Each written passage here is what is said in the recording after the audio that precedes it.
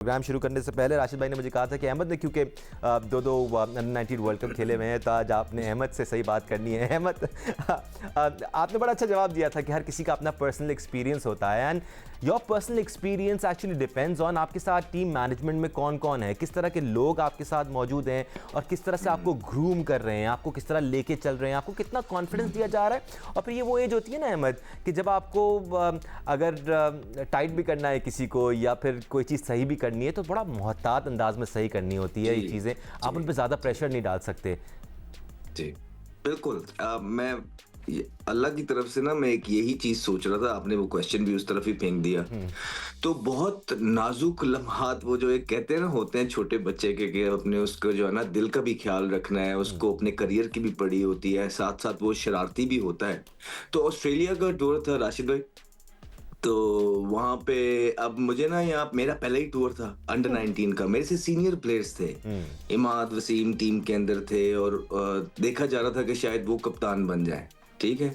लेकिन क्योंकि जब साइड मैचेस वगैरह यहाँ पे हुए स्टेडियम में, अजहर खान साहब थे, इकबाल कासिम साहब थे, और मैंने बड़ी जबरदस्त परफॉर्मेंस दी और मैंने स्लिपों के अंदर एक एक हाथ से कैच पकड़े, तो वो एक हाइप क्रिएट हो गई।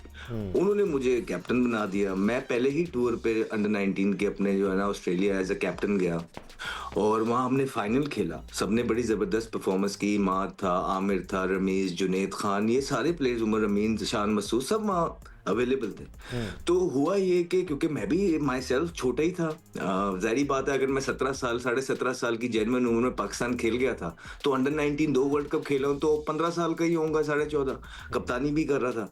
मेरे से एक मीटिंग मिस हो गई, एक टीम मीटिंग मिस हो गई, मेरे ज़हन में नहीं रहा और मुझे फिर उस मीटिंग के अंदर नहीं आने दिया गया। मैं कप्तान भी था। उसके बाद हुआ ये कि मैं बड़ा डिसहार्टन्ड हुआ, मैं बड़ा रोया और हम फाइनल भी खेल गए। लेकिन तो उसके बाद जो रिपोर्ट गई, जो मैनेजर थे उन्होंने मुझे खुद ही बता दिया कि देखिए मैंने आपकी रिपोर्ट में लिख दिया कि आप कप्तान नहीं बन सकते हैं, लेकिन आप पाकिस्तान खेलने के लिए रेडी हैं। सिर्फ किस बेस पे? एक मीटिंग मिस करने की बेस पे। तो इस तरह की चीजें मैनेजमेंट को नहीं करनी चाहिए। जिस तरह अभी आपने कहा ना, मैनेजमेंट का बड़ा इंपॉर्टेंट रोल होता है।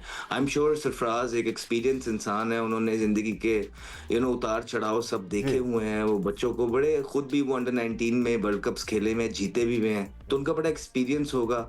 सो उम्मीद करते हैं कि वो बच्चों को बड़ा सेंसिटिवली, बड़े प्यार से लेके चलेंगे और कोई गलती भी हो जाए तो प्यार से उनको समझाने वाला मामला करेंगे, ना कि कुछ ऐसी चीजें कर देंगे जहां पे उनका करियर उनको ऐसा लगे कि अब क्या होगा। तो उस एक रिपोर्ट का जब मुझे पता लगा तो अगले 5-6 महीने मेरे बड़े अजीब से गुजरे कि मेरा क्या बनेगा क्या नहीं बनेगा। लेकिन होता वही है जो अल्लाह ने किया। लेकिन यू वर राइट कि मैनेजमेंट का भी बड़ा अमल दखल होता है जूनियर लेवल के ऊपर। और ये वो स्टेज होता है, ये वो एज होती है जब वैसे ही आपके दिमाग में 100 ख्यालात होते हैं, आप बहुत कुछ सोच रहे होते हैं, आप शायद ओवर थिंक कर रहे होते हैं और मैनेजमेंट का काम होता है कि वहाँ पर आपके अंदर ठहराव लेके आएँ। और आपने सरफराज अहमद का जिक्र किया तो राशिद भाई, सिख भाई मैं आपकी तरफ भी आऊँगा। उस दिन आप भी अपने कुछ अंडर 19 के किस्से हमारे साथ शेयर कर रहे थे कि वहीं पर आपको स्पॉट किया गया था, आपने अच्छा परफॉर्म किया था, आपने किस तरह ट्रांजिशन लिया। हम आगे चल के यही बात करेंगे किस तरह ट्रांजिशन दी जा सकती है इनको। बट राशिद भाई, टॉकिंग अबाउट सरफराज अहमद, जो हमने एशिया कप देखा था अंडर 19 का, उसमें किस तरह विजडम शेयर की जा सकती है, ये हम सुन रहे थे पीछे से जो आवाज़ें आ रही थी कि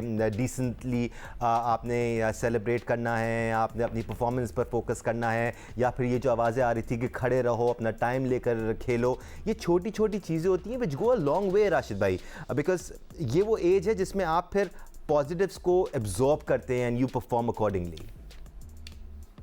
देखिए सरफराज का जो स्टाइल है ना, स्ट्रीट स्मार्ट है, वो इस एज के लिए मुफीद है। ये जो एज है ना अंडर 16 अंडर 9, दैट्स ट्रू, ये लिमिटेड है, ये यहाँ तक के लिए है। ऊपर जाके शायद ये चीजें ना चले, लेकिन ये सिखाने के लिए ये बहुत अहम चीज होती है कि आपके बीच में वो जो नेगेटिविटी ना लेके आए। होता है क्या है कि जब कोचेज होते हैं अंडर 19 लेवल पे, वो डरा के बहुत ज्यादा रखते हैं। जैसे मैनेजमेंट की बात की अभी अहमद ने, मैनेजमेंट भी डरा के रखती है। सारा हम कराची से भी मैनेजमेंट होती थी या पाकिस्तान की भी, वो आपको डरा के रखी।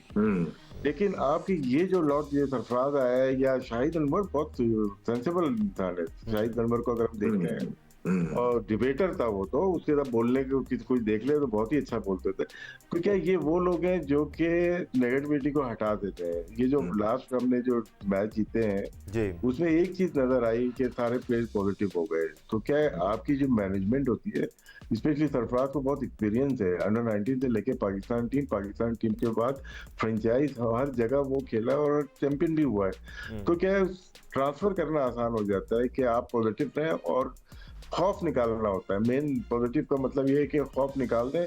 इस लेवल के ऊपर ना अंडर 19 इसमें भी बहुत गलतियां हो रही होंगी। अंडर 19 लेवल के ऊपर क्या होता है, मेक और ब्रेक है कैरियर का प्लेयर का। इसमें जो अहमद ने जो नाम लिया ना, वो नाम इसलिए लिए कि वो खेल गए, उसके नीचे 10 प्लेयर और थे, वो नहीं खेल पाए। तो वो क्या, मैनेजमेंट का भी फॉल्ट होता है। कोई मेंटली फिट होता है, मेंटली टफ होता है, वो खेल जाते हैं, स्किल वाइज भी इसमें आता है। लेकिन मेक और ब्रेक अंडर 19 में ही होता है। तो इसीलिए अक्सर मैं अपने शोज में यही बोलता हूँ कि अंडर 21 अंडर 23 भी होना चाहिए, क्योंकि वेस्ट जो टैलेंट है 40 से 50% पाकिस्तान का वो अंडर 19 के बाद वेस्ट हो जाता है, गायब हो जाता है। अनवर अली के साथ एक बॉलर बॉलिंग करता है, आपको याद भी नहीं होगा, जमशेद। हाँ, अनवर अली याद है, लेकिन वो क्यों गायब हो गया? तो ये मैनेजमेंट या सिस्टम में एक फॉल्ट आता है, जिसकी वजह से सारे प्लेयर नहीं बन सकते, लेकिन सारे प्लेयर फर्स्ट क्लास तो खेल सकते हैं, पीएसएल तो खेल सकते हैं। तो इसलिए मैनेजमेंट और फिर अंडर 23 का एक टूर्नामेंट ऐसा होना चाहिए जो कि वेस्टेज जो टैलेंट है ना, वो वापस आए और अपने करियर को सही से बना सके। एब्सोल्युटली, ये भी मोहतात फिगर ही था राशिद भाई, 40-50% का, शायद ये इससे भी ज़्यादा होगी तादाद जो ज़ाया हो जाते हैं अंडर 19 लेवल के बाद। और आपकी बात 100 दुरुस्त है कि अगर अंडर 23 लेवल पे भी कंपेटिटिव क्रिकेट हम खिलाना शुरू कर दें, एटलीस्ट अपनी टीम को, उनको बायलैटरल टूर्नामेंट्स कराना शुरू कर दें, तो और ज़्यादा टैलेंट उभर के सामने आएगा। सिकू भाई, आप उस दिन हमें बड़े पॉजिटिव चीज़ें कुछ शेयर कर रहे थे कि अंडर 19 लेवल पर आपने परफॉर्म किया था तो आपको फ़ौरन बकअप किया गया, आपकी तारीफ़ की गई, उससे दिल बड़ा होता है। ये वो स्टेज होता है। ये डिस्कशन हम इसलिए कर रहे हैं because under 19 players need that extra push, they need that extra support.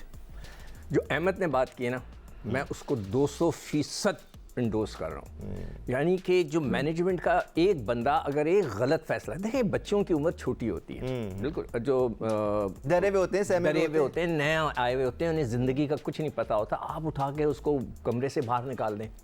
अभी पिछले दिनों मैं अपने बेटे के स्कूल के अंदर उसने कोई शरारत की, उसको पूरे दिन के लिए बाहर कर दिया। मैं गया, मैंने कहा यार आप उसको बिठाएं, मुझे बुलाएं, फिर आपने उसको एक दिन पूरा बाहर बिठा दिया। तो उसने आके मुझसे शिकायत की कि मैं पूरे दिन बाहर बैठा। आपने पूरे पाकिस्तान को बता दिया। नहीं, गलत है। नहीं, जो चीज़ गलत है वो गलत है। टीचर कौन होता है? मैंने 20 साल कोचिंग की है, जहाँ से शान मसूद, आजम खान वगैरह निकले और बहुत से अंडर 19 के बच्चे पाकिस्तान खेले। मेरी एक सज़ा होती थी, लड़का शरारत करता था, कुछ गलत करता था, मैं कहता आज तुम्हें बैटिंग नहीं मिलेगी। आप यकीन करो, वो बच्चा पैर पे गिर जाता था, मुझे सर बैटिंग करा दे, सर मुझे बैटिंग करा दे, मुझे बॉलिंग करा दे। सिर्फ इतनी सी सज़ा, तो वो भी थोड़ी देर के लिए, 10, 15, 20 मिनट के लिए, उसके बाद चलो आओ। तो ये जो अहमद ने बात की है, it's very very very important कि बच्चे की जो साइकी है ना, उसको कंट्रोल करने के लिए आपके पास ऐसा बंदा होना चाहिए, मैनेजर, जो मैनेजमेंट जानता हो, बच्चों को हैंडल करना जानता हो। अगर वो इस तरह की हरकत करे जिसने जो अहमद शहजाद के साथ किए, वो सारी ज़िंदगी का अलमिया है, उसको जो शौक मिलेगा वो सारी ज़िंदगी रहेगा। ये बहुत ही गलत हरकत की जो भी मैनेजर था।